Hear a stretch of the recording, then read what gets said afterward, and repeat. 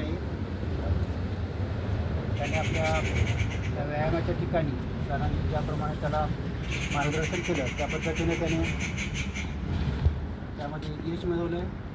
त्याने आपली ती कधी सोडलेली नाही आणि अजूनही तो प्रयत्न करतो आहे की जे त्याला शक्य नव्हतं ते त्याने शक्य करून दाखवलं. त्यातच त्याचा चांगला गुण त्यानं मिळवून दाखवलेला आहे. त्यानं त्याच्या अभ्यासातही चांगली प्रगती केलेली आहे. तो चांगला सिव्हिल इंजिनियर झालेला आहे आणि तो पुढंही चांगलीच पुढची पोस्ट मिळवून पुढं चांगलीच प्रगती करणार याच चिंतेतही चिंता नाही. त्याला पुढील आयुष्य चांगलं भरभराटीत जावं मी त्याला शुभेच्छा व्यक्त करतो. मी सिंधुदुर्गातही काम केलेलं आहे.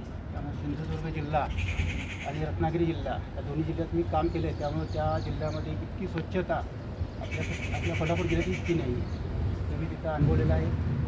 मी सिंधुदुर्ग जिल्ह्यात 9 वर्ष काम केलेलं आहे. मी मालवणला नव्हतो परंतु देवगड एरियात होतो. मी तिथल्या लोकांचे स्वभाव पाहिलेले आहेत. लोक सगळी मनमिळावू प्रेमळ आहेत. आपण त्यांच्याशी कसं वागतो त्याच्यावर सुद्धा अवलंबून असतो.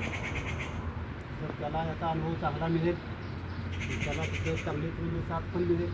आमच्याकडून काही मदत लागली तर कधीही त्याने फोन करावा आणि त्याला सगळं पाठिंबा देऊ आपल्या ग्रुपच्या वतीनं जाहीर करतो आणि मी त्याचं कौतुक करतो, त्याचं अभिनंदन करतो.